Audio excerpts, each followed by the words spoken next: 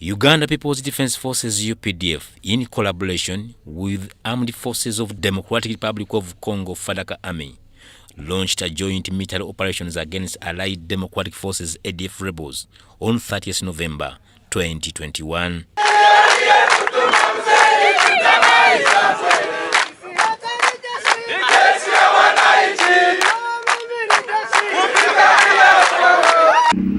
My name is Major General Dikolu.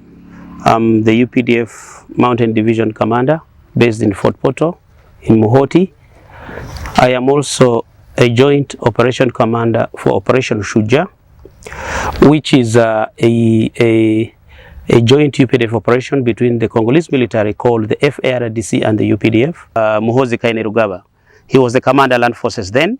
He coiled Shuja himself. General Muhoozi Kainerugaba is one of our senior commanders, one of our tough, good field commanders. He used that word from his wisdom as a word that means courage. It means Ugandans or any part of the UPDF, the military both in Uganda and in Congo, have to be courageous to handle this operation. One, the Ugandan military were going to an unknown destination. They are going into the jungles that they have never seen. The Congolese themselves, the Congolese military, were also coming into a situation that was not very obvious because this ADF is an outfit that began in Uganda. So the word Shuja actually meant courage. Courage to the UPDF soldiers who came to Congo that go there and be courageous to operate. Courage to the FARDC that here we are as your brothers, we shall fight them with a lot of courage. As our viewers and listeners may be aware, this operation came about, the joint operation came about, the understanding, a memorandum of understanding between the two heads of state, President Yoweri Museveni and President Tshisekedi Felix, which happened way back in 2021. And once the memorandum of understanding, which also included the joint operation with other requirements of military activities between the two countries, the two militaries, eventually the MOU on a joint operation was effected and the operation began way back on the 31st of November 2021. The operation has so far been a success in the sense that the first attack on the 31st of November 2021 provided a lot of results where the major bases, the major camps of the ADF was destroyed, so many of them killed, so many of them dispersed and scattered in smaller groups, and that only gave us the impetus to do even more. And throughout that area, that time, Operation Shuja recovered a lot of abductees, children, women, and those who were taken against their will in the operation. Today, we have left the area of we have left the areas of Kainama. We've left those areas where the first attacks occurred, and now we have moved in other areas. Each sector has a Kanu as a commander. Those are the brigade commanders who are in charge. But three, again, with the cooperation of the Congolese, our counterparts, the Congolese, we were able to access some of these places that we hitherto didn't know in terms of geographical knowledge. But we were able now to access them, deal with the enemy in those areas with minimal casualties. We left all those areas and now operating here, but after having started this operation from Kambi-Yayua, again we moved to, which is of course between Sector 2 and Sector 1, which is in Kainama and all those areas of Chabi, Tokomeka, Zunguluka. You will realize that in the areas of Sector 2, which starts from Burasi, coming to Boga, Chabi, Kainama, towards Eringeti, these are areas that were first liberated in terms of the ADF. Today, the population way back in those areas, starting from Burasi, Boga, Chabi, Kainama, the population are totally back and free to their gardens. Schools have begun. The children now go to churches, mosques without any problem. People do a lot of cultivation. There's a lot of business between the two communities on the borderlines between Uganda and Congo. Today, people drive within that same area from Bunya up to Boga, Kainama, up to Burasi. That's an achievement where we think the ADF has been totally annihilated. I am not saying that they are totally finished, but all I'm saying is that within that area there's very good semblance of peace, which has come to the population, where people, now children go to school, where churches and mosques are being attended unlike those days, and where people go doing farming, and where business continues to be operated between Bunya, Boga and Chabi and these other areas. 2 years down the road, the joint military operation is raising much hope in the violence-ridden northeastern part of Democratic Republic of Congo, despite the hiccups. Before we entered Congo to launch this operation, this joint operation with the FARDC, we found people had run out of their homes, they had run away, they had gone to IDPCs. The roads were impassable because there were many enemy ambushes. People were losing their property, they had lost their properties. The enemy had taken their children for recruitment. In fact, the enemy controlled, that's the ADF controlled all these areas we have been visiting since yesterday, but one. When we reached here first, the first thing we had to do was to work on the roads so that we could move our troops and logistics very, very fast, because it was then that we were in the first phase of the operation to uproot the enemy from Kambi Yayua, those areas of Abia and Tondoli. So we had to move very fast, construct the roads jointly with the FARDC to be able to do all these activities. That time, that was the beginning of the operation, and it was phase 1 in sector 1. So it was, the operation was in sector 1, which was in Kambi and the general areas of River Semliki, Nobili, Mukakati, Kikingi, up northwards up to the areas of Kambi. From that time, the ADF was dislodged from the sector 1, which was during phase 1, and ADF moved out of that area, and we followed them to the second areas northwest of Kambi, that is the areas of Tokomeka, in Boga, Chabi, Zunguluka, Mount Oyo, Tingwe, and all those areas. And now that time, that was the second sector, which is sector 2, and eventually that operation was phase 2. However, as I said earlier on, as a reverse explanation to the current situation of the joint operation between the FARDC and the UPDF, you realize that it is still sector 3, which is in the Moleka Valley, which covers those areas of Museya, those areas of Chavinyonge, those areas of Karuruma, Karuhamba. This is the biggest part of the Moleka Valley where the ADF has of late been disturbing people. Given the occurrence of the recent attack on our innocent children in one of our schools in Pondwe, Bwera, the UPDF together with the FARDC have put a lot of emphasis on trying to follow those thugs. We have killed a lot of them. We have recovered so many children, women and men. We have captured a number of the commanders, and we have killed so many of the commanders so far. We have also collected a lot of guns. We think the operation so far is so good, and we know in the nearest future, ADF may be no more in sector 3 as we look for what we do next. That's all I can say at the moment. This is my story, the highlights of the major obstacle the joint forces faced in the war to dislodge and degrade the Allied Democratic Forces ADF rebels and restore sanity and hope in Democratic Republic of Congo. Enemy dispersed in disarray. The joint forces continued following them, and they ended up in Mwalika.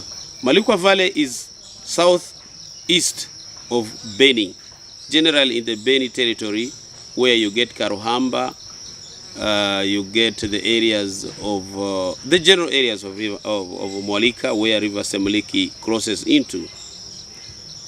Now, when the enemy moves southwards from the second sector, which is up in Boga, of course they are to skip Kambia Yua, which was the first phase and the first sector, and they move to the third sector, now Mwalika Valley.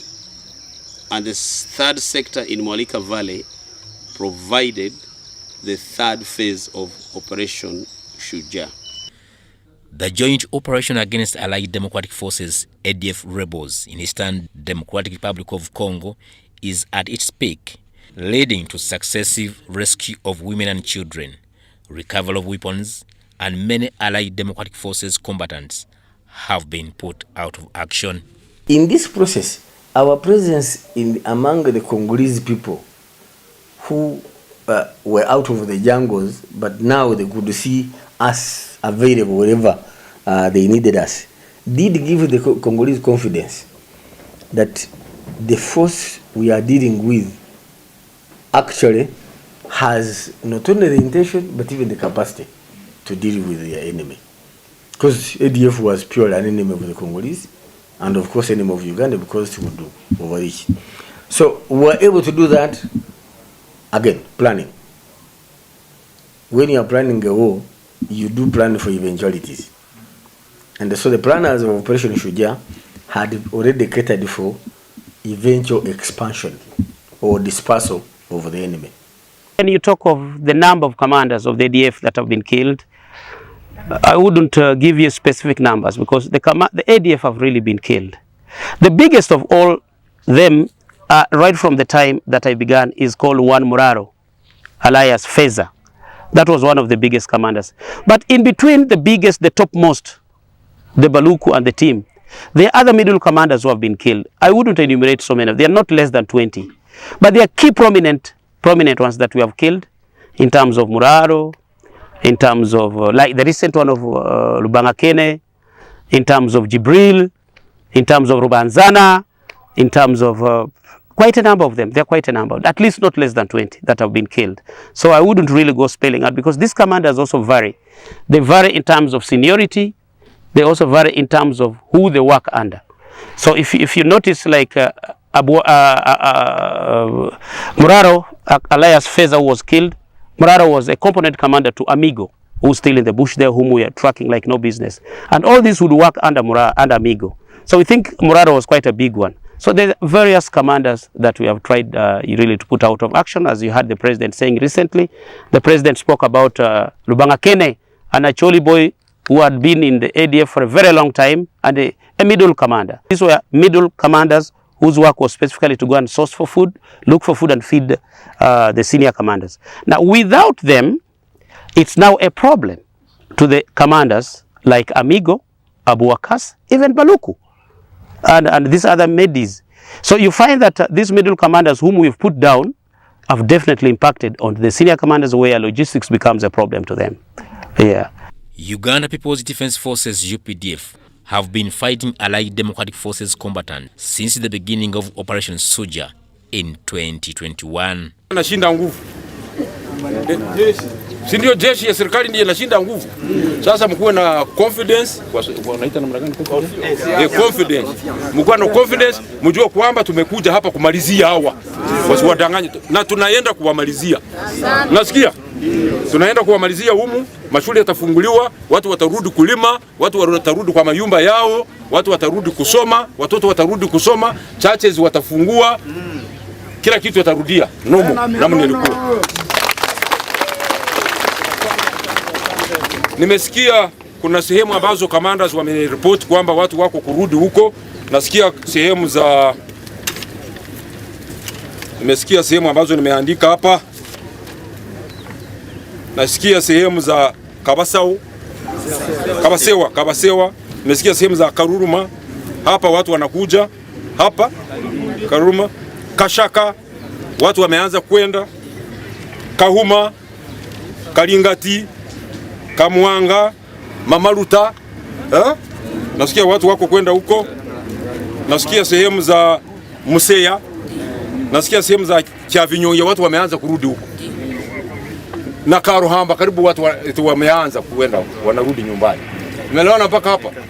Na kila mtu yote ya Eastern DRC mtarudi kwenyu. Tutapiganisha adui mpaka kila mtu arudi kwake aanze kulima. Umeelewana mpaka hapa? Major General Dick Olum, Operation Suja commander, is leading his forces down the thicket forests. Daily trekking through the jungles at times involves climbing up and down the ridges, hills and valleys, making the distance longer. For a long time, the ADF had taken this area as a playground for them. The general areas from Eringeti to Ndalia to Mambelenga to Otomaber to Ndimo, Ndimo to Ido, Ido to Manzobe, Manzobe up to Kamanda. That has been a playground for the ADF. Why? One, because they had a lot of food. Two, because there was no follow-up, serious follow-up. But thank God now the joint forces have come around. It's time for us to open up Sector 4. It's time for us to go into the 4th sector and to ensure we follow up these guys who have caused a lot of atrocities, a lot of suffering to people who have been deserting all their homesteads. If you think there's been no go zone for the population, for the people, from Beni to Eringeti, Eringeti to Commander, that's the reason we are in Sector 4. I can briefly give it to you in that. Despite Uganda People's Defense Forces UPDF resourcefulness, discipline and effectiveness, they face a huge dilemma in their fight against the rebels. The President is encouraging these teams to work jointly and ensure we get proper intelligence for the decimation of these thugs. Now, the terrorists, as I called them in the beginning, are people who do not come conventionally. When I talk about convention, is an enemy opening up a war front, coming to attack a specific entity. They don't do that. They come in small numbers. They come in a few. They come with the collaboration of other people. Then they strike. That is what a terrorist is. That's what an extremist is. Now, if it was like a conventional war where a country or an entity attacks a certain entity, it would be okay. But we are looking for them, and they know we are looking for them. By so doing, they cannot come openly. And now when you bring in the intelligence has been the main effort in this mission. Look at the recent capture of the so-called Njovu, the ADF commander Njovu, who has been a terrorist who killed the tourists. That has been an intelligence-led mission. So you cannot say there has been an intelligence lapse. No. If there was an open intelligence lapse, then we wouldn't have captured Njovu. It is the intelligence fraternity that led the military, my division, the Operation Shuja forces, to capture Njovu. So there's no intelligence lapse at all. What the president wants done is to ensure there's a coordinated and enhanced means of acquiring intelligence, and that's all he meant. Destroy command and control of the ADF. 2, liberate the Congolese people who have been displaced. 3, therefore, deter planned attacks against Uganda by the terrorists. And we have succeeded in these objectives. Allied Democratic Forces ADF proven adaptability and resilience signify a continued potential increasing threat to civilians in eastern part of DRC and Rwenzori regional area. The capture of Kambiayua and the other camps did absolve us that yes, what we were pursuing was a noble objective, and we have achieved it. And thereafter, as you know, the rest is history. We have continued. And now, and that forces them, of course, to try and divert us, which they did in Bundiwujo and the Kasese. Congolese villages in Democratic Republic of Congo held Uganda People's Defense Forces UPDF joint military operations carried out jointly with FARDC Congolese forces that has seen relative peace return to some areas following years of terror by Allied Democratic Forces rebels. Kati ilikuwa hapa, hali mbele ilikuwa hapa miaka 1201, hali ilikuwa mbaya sana, na njoo iliacha watu walitoka hapa, wengine wanaenda Uganda, wengine wanaenda Bunia, na wengine wanaenda Bakomanda, wengine wanaenda Kubini. Lakini sasa hali inaanza kuwa mzuri, na namna saa umoja Kongo na Uganda walikuwa na sikilizano, wakatuma UPDF kukuya hapa kuchabi pamoja na FARDC. Nadhani sasa maneno yote na kwenda na kukua mzuri, na ile njoo inaacha sasa watu wanye walikimbia vita, sasa wanaanza kurudia kuchabi sasa. Tumeona kampu ile ilikuwa sehemu za huko kwa imetoka.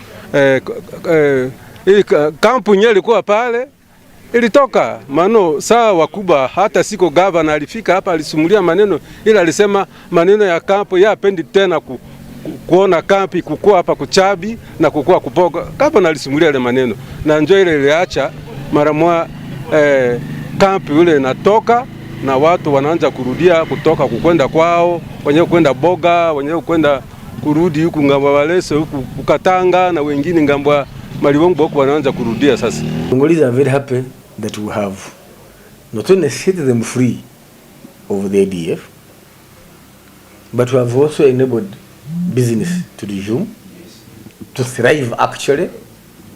3, they are excited because their children now go to school unhindered, which in itself was undermining, the failure to go to school was undermining their social development. And 4, they have a sense of belonging now to their country, that they have security provided for, and therefore they can go about their business. Like I mentioned earlier, the question of harvesting coffee and cocoa, which the ADF was enjoying, yet these are gardens of the Congolese people. They are very happy. I'm sure they are now earning from cocoa and coffee, whose prices have gone up on the international market. So they are very happy with us. In fact, some are saying UPDF should stay. But of course, we can't stay forever. The exact extent and nature of Allied Democratic Forces ADF violence is difficult to determine because of the sheer complexity of the conflict landscape in Eastern Democratic Republic of Congo. The Ugandans continue doing their business with their counterparts in Congo. The Congolese continue doing their businesses, and it has been going on smoothly. You can see the traffic flow from Kasindi to Beni, Beni to Butembo, Butembo to Beni to sometimes to Goma, and up to today, Beni through Oicha, Oicha to Erengeti, Erengeti to Kamanda, Kamanda to up to Kisangani and Bunia. Still continue to operate. The business community continue doing that, despite the bad roads, despite the few instances where some of these vehicles are burnt on the way, but the businesses continue.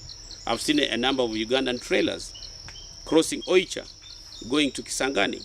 They're there, so I think some business as usual, despite all the negativities, despite all the problems that goes with transportation on the roads. But it's okay. Operation Shujaa was not for a show. It was purposed to deal with the terrorists of ADF. Our people in Eastern DRC and Western Uganda deserve peace. We are busy building this peace.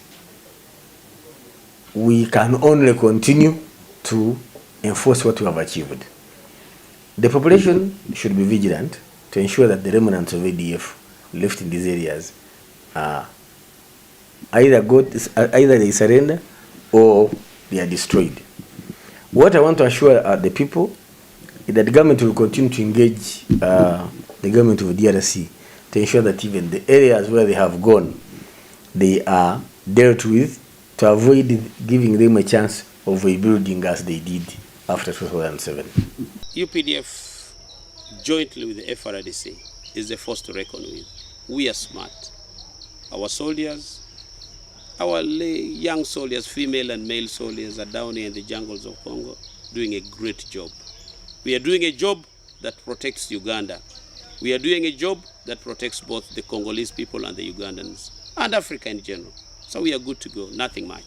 We are here, we shall keep here until the time that we think ADF is no more, or until that time that the Congolese government thinks it's time that they could handle the situation alone without us. But we are here.